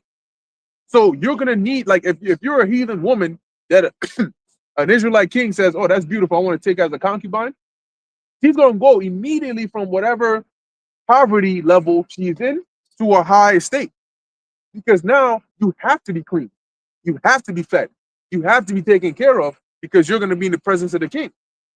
So they are going to raise to want to be chosen, to want to be to serve the gods. Wait, you actually got to see him? Yeah, his chariot flew above my head. Wait, tell us about it. How was it? What do you look like? And so on and so forth. So it's not going to be a thing like they're going, like Ashiar said here. Esau set up a servant and he's doing weird ass foul shit with him. You know, it is, and they it better not be Amalek, because you know they want they want little boys serving them and shit. But Esau get a servant, and you know it's just like some weird ass shit. All right, come do this, now come do that. Like in the boys, when that chick first got into the behind the scenes. Yeah. And they were like, yeah, now you gotta do this, that, and the third. You know, that weird shit behind the scenes. We don't do that. That's what the rappers do. When they serving Esau in the left hand, they pop up. All right, well, you got to bury this body. All right, you got to go do this. Now go F his beat. Mhm. All right, now go do this. Now you actually put on this dress, matter of fact, and we're gonna have you go over here and do a dance. Now go do this Transformer story time with the children here. And what the fuck is going on, man? Right. You know? But with us, it's gonna be righteous, man. It's gonna be righteous order, man. And even the way that we talk about it now, when we're actually there in the new bodies, it's gonna be a whole nother level of how we look our outlook on life at that point. Yeah, and that's why I got you, bro. And that's why dealing with the temptation that's coming, that's why it's gonna be so bad, because it's the final boss, right? The hour of temptation is the final boss before the kingdom. You know, so you at that point you just gotta go through, and it's like the Lord said, I'm gonna help you. You know, it's not like he said, I'm gonna just leave you out there, you gotta take him on your own. The Lord said, look, I'm gonna help you. Just ask. You know, when you get there, just call me and I'm gonna come and help you.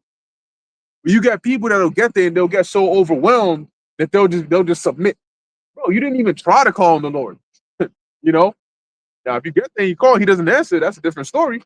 You're on your own at that point.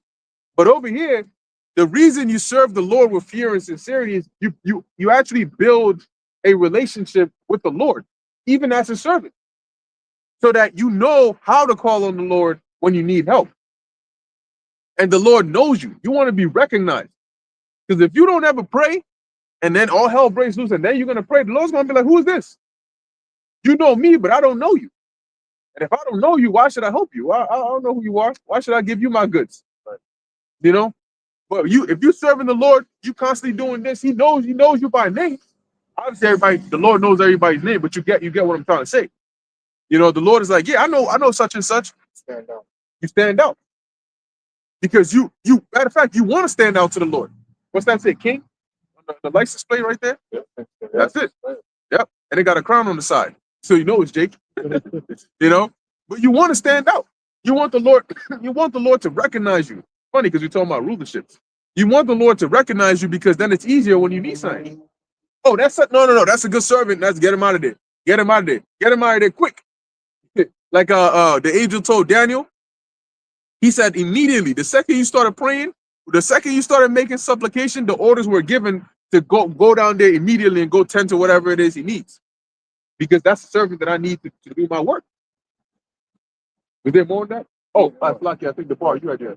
Oh, no, yeah, I was concerning the surface. There was a TV show called Mr. Belvedere.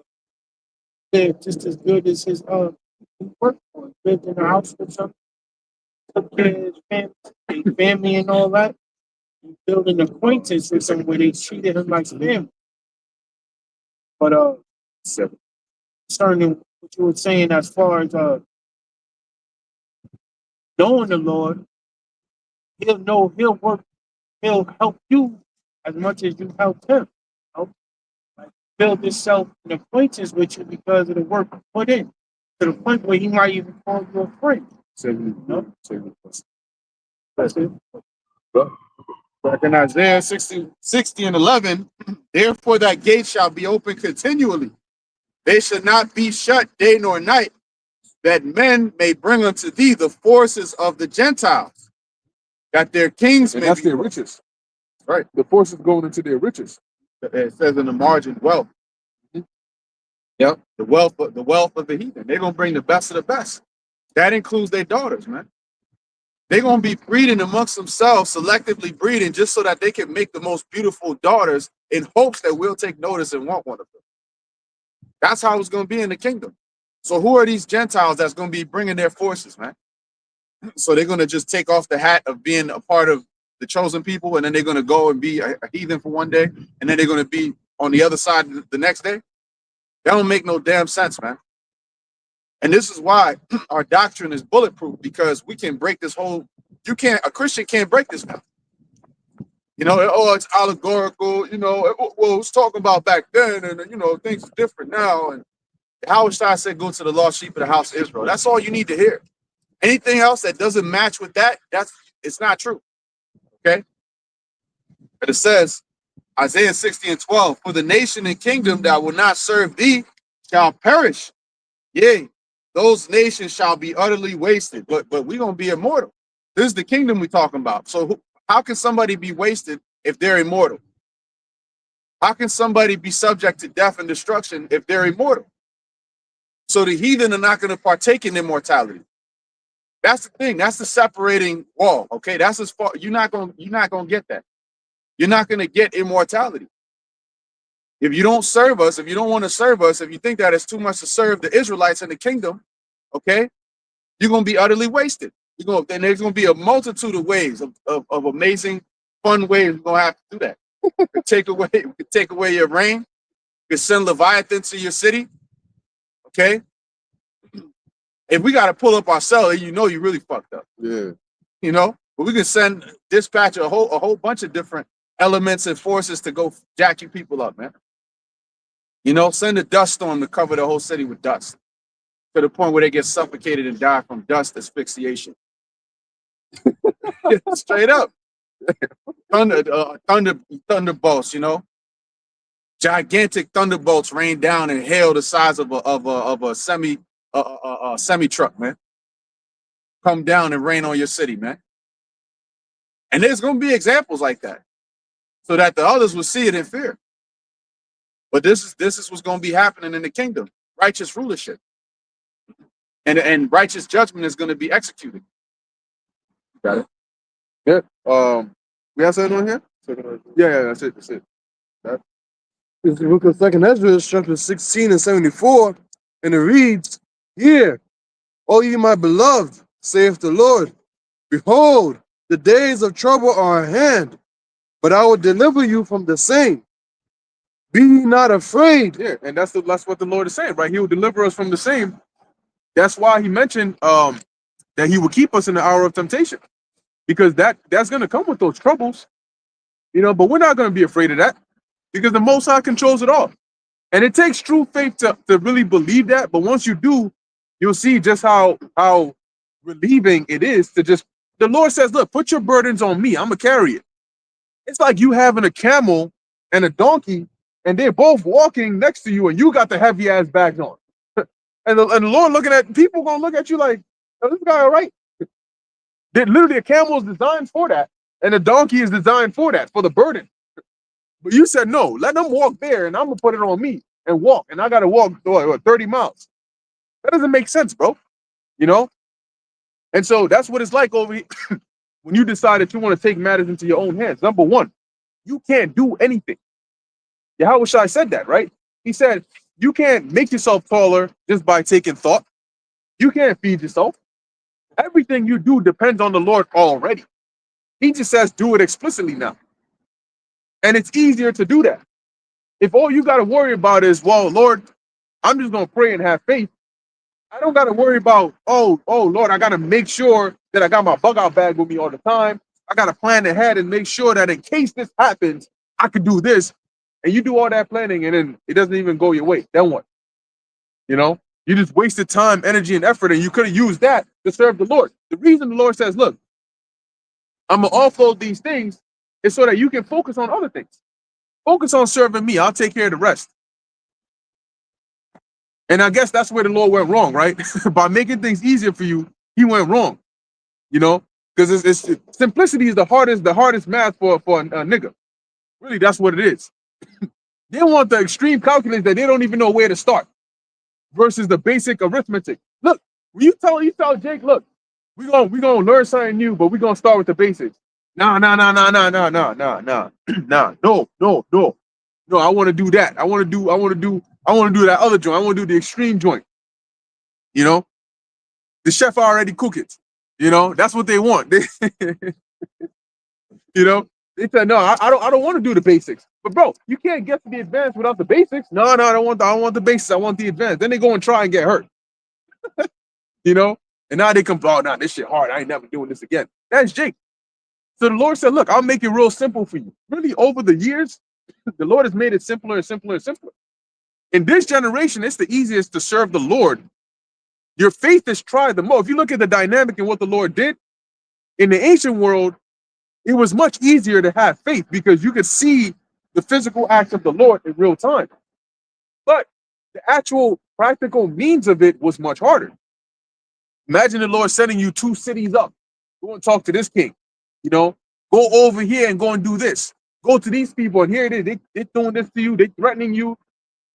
But in this time, the Lord flipped it to where, bro, you're literally sitting in the comfort of your own home and you just got to turn on the camera and just speak.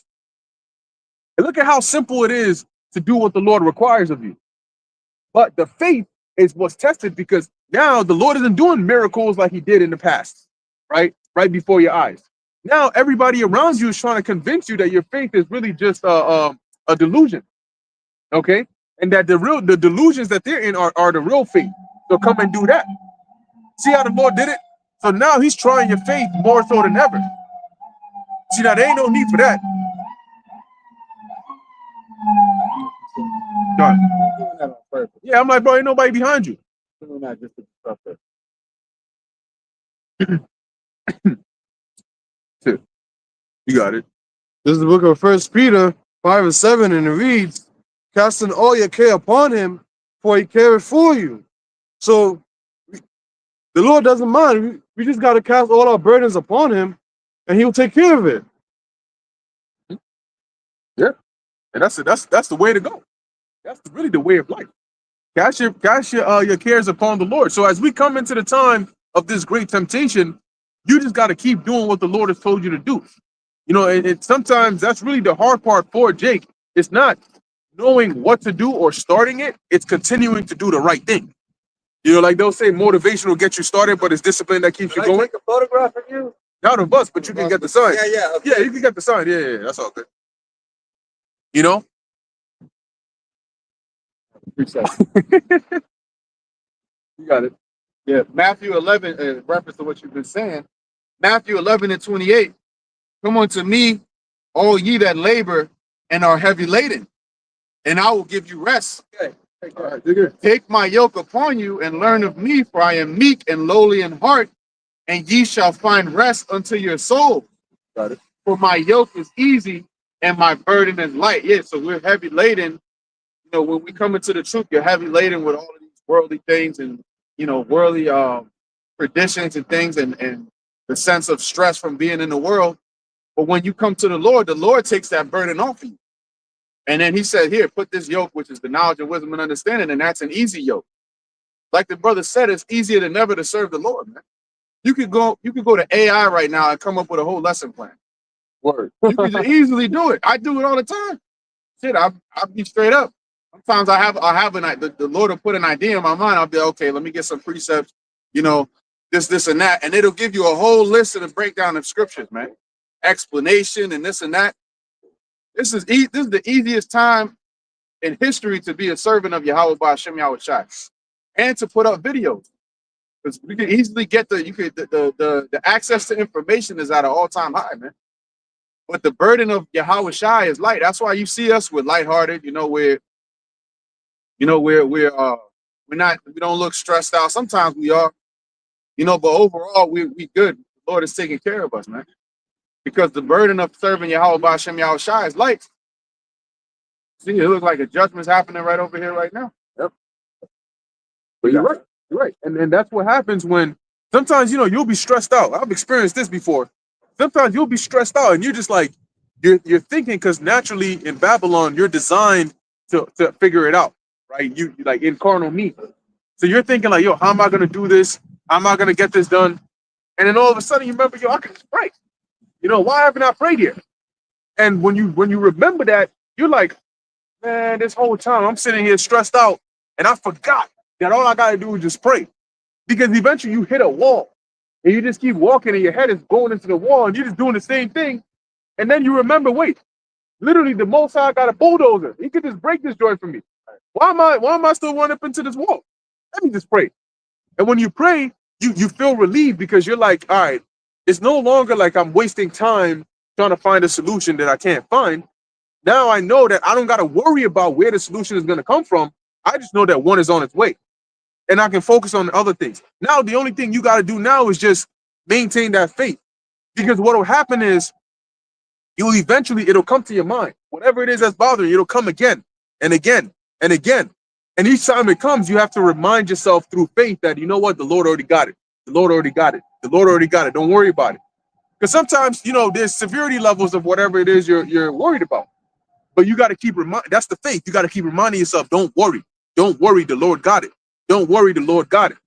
And then boom. And the Lord, you know, the Lord, he likes to do that. When he's testing your faith, he likes to do that last minute joint. You know, to see like how far you willing to go. Like on some Abraham. You know, the Lord had to call him twice. Because Abraham wasn't playing. He was real close. You know, Isaac felt the sharp bit, and he might have a little cut right there. He said, hey, hold on. Abraham, hold on. Slow down, bro. It was a test, man. Calm your eyes down. You know? And he's like, hey, Lord, you asked for it, I'm gonna do it. And that's why the Lord loved Abraham so much, because the Lord knew Abraham's heart and still tested him anyway, and he did it. The scripture doesn't mention that Abraham, he tried to bargain with the Lord. He's thinking, Lord, I didn't have a son. I'm an old man. You told me you were going to give me a son. I had Ishmael. You said, no, it's going to be from Sarah. She's way past the age of even having pleasure. She's way past menopause. How's she going to have a child? You said she's going to have it anyway. I believed it. You finally gave me a child. And then after all that I went through, you told me my seed is going to be innumerable and so on. Now you tell me sacrifice a child? I don't get it. But he said, you know what? If this is what the Lord said, I'm going to do it. You know, damn sure he didn't tell Sarah shit. Because she ain't going to understand. And that's how women have been from the beginning. Sarah already showed her true colors. You could see that from the first few chapters. You know? Oh, going on to my handmaid. Okay, he goes, oh, see, now it's your fault. Now she treating me with disrespect. The fuck? Told me to go and lay with her, now what? So, you know, you already know her. She probably had the spirit of a Judite. You know, a Judite woman in power. So you already know when he said, you got to go ahead, that's your handmaid, that was Hagar's death sentence. If she probably went from that tent right into the kitchen area, bam, right in the back of the head. Yeah, say something to me now, bitch. Pull her by the hair, pull her right back. Say something to me now, bitch. You think I care that you got a baby in your stomach? You lucky that baby's mine. You know what I'm saying? Don't ever talk to me like that again. Bitch, now clean that shit up. And Hagar's like, oh, shit. But you know what I mean? It was her fault too. Because, you know, she a young little thing thinking that, oh, I got a baby. She doesn't. You know, Abraham looking at me different now. He looking at me too. You know, she talking about clean what? I'm pregnant. You know what I'm saying? Walking around here, Sarah, look at her. In front of other servants. Man, you just wait. So she set her ass packing. Hagar ran. Now imagine a pregnant woman running away from home into the wilderness. How bad it got to be? You know? But she was on her way to Egypt, quick. But long story short, when the Lord told Abraham to sacrifice Isaac, he didn't hesitate in his mind because he understood how the Lord works. And he knew that if he gave room for one thought, it would turn to two, and it would turn to three, and it would turn to doubt, and it would turn to being disobedient. Because you would start to think about it like, oh, Lord, you look at your son, you're like, yo, he didn't even tell Isaac. But you like, damn, Lord, like, I'm really about to do this right now. Isn't there really any other way? Isn't there? No, you're not. He wasn't wavering. And that's the faith we got to have. I saw some shoulder movement. Were you going to go on mute? You got something? Good, cool. Where we at? Somebody said something that triggered this. Or we reading something over here. That's it. Go back to that. So we got to have Abraham's faith. Because guess what? The Lord will test you because he wants to test you. Job. The Lord said, he said within himself when he was reasoning, he said, look, I already know Abraham is faithful. He said, I know he's going to order his house aright. I know he's going to have his descendants follow me. But yet he turns around and tempts Abraham. He said, David is a man after his own heart, but yet he moves Satan to go and tempt him. So the Lord is going to tempt you. He's going to test you regardless, even though he knows what you're made of. So don't think, that's why you always got to be alert. Don't think, oh, well, the Lord has already proven me, so I'm good. There ain't no more tests coming. No, that's not how it works. He's going to test you regardless. Because that's the most high. He can do what he wants. And every so often, you got to make sure they're on their P's and Q's. You know, you don't want people getting complacent now. So you got to have Abraham's faith that can be counted to you as righteousness. Now you may think, oh, well, I'm just a sister or I'm just a brother, but I don't teach. Abraham's faith was counted to him as righteousness. So you show your faith in the Lord. You can, it's not just the prophets that are known, by the Lord. He knows his sheep. He knows his elect. And you can still stand out to the Lord by the faith that you have, by just like the way you live your life. There's certain righteous men in the scriptures that the scriptures didn't say that they went out and had a ministry, but the way they lived their life was worthy enough to be written of in the scriptures as an example for us. Tying it back to the hour of temptation. Like a lot of the elect, they're not going to be out here doing what we're doing. But when that time comes, the Lord is going to be pleased with the faith that they're displaying by taking heed to his word. So not everybody has the same lot, but a lot of them, when that hour of temptation comes, the Lord is going to be pleased with the fact that they're turning their back on the world. It's going to come with different things they may have to go through, crazy situations. The Lord might have it to where they up to the wolf for a little bit, and then he bring them back and preserve them from that hour of temptation. Yeah, it's going to be a beautiful time, man. It's going to be an unspeakable, unimaginable time when the Lord steps in, because it's going to be like the long-awaited protagonist that finally gets there. When the Lord, when your back is against the wall, when whatever form Esau comes with, and the Lord does that divine intervention, it's going to drop everybody's jaws. But yours is going to be even more, because the Lord did all this for you, to preserve you. And that's why it says, which in 2 Ezra 16, then shall they be known who am I chosen. There's going to be no doubt, all laughing and all that. That's going to cease, because it's going to be a serious time. Now you imagine the Lord give you spiritual power. You walking down the street, you flip a tank down 20 blocks. Who's going to be laughing at you then? Oh, those men there, they're the men wearing garments and shit like that, and then they always talking about the Bible. People are going to see the Bible in a different light at that point. Did you forget that it's from the Bible that you get the story of Samson and Elijah and the Maccabees and the mighty men of David? Did you forget it's from the same book? That the Lord had Joshua basically stop the sun from going down for the span of what we would consider 2 days? That he basically rolled back time for Hezekiah's sake? That's the same book that it comes from. But you notice a lot of people, when they go into these so-called Christians, when they go into the book, they don't focus on faith. They're always looking at God said you can be Jesus, you got to believe in Jesus, and he did this and in the ministry and that, but they don't focus on the faith aspect of it. But it was all rooted and centered in faith. I never learned about spiritual power in the churches, but it's all throughout the scriptures. In the New Testament, they call it miracles. In the Old Testament, they were doing it on a more intense level, like with the Elisha and Elijah, but they don't ever bring that out. The John 3:16, for God so loved the world. Wait, why did God love the world? They don't ever explain any of those things, man. And that's why a lot of them are going to get caught up in this hour of temptation. I was telling Aharon, I saw a post. I saw a post where you had this pastor, and the headline, I had to do a double take. Basically, the pastor said he's telling this congregation that he's coming out and he's beginning his transition, from an Ayash to an Ayasha. And he wants their support and their prayers. White guy, right? Yeah. He wants their support and their prayers, and so he want to see how that's going to go. I said, oh, that's where we at? Oh, shit. Got people in the comments saying, well, don't judge, and it's okay. That's crazy. So what did God do to Sodom and Gomorrah? Did he not judge them? Did he not say, I'm coming to see if it's according to the report? So I could do what? So I could have a council with them? Did they want to have a council with the angels? Did they want to have a council with Lot?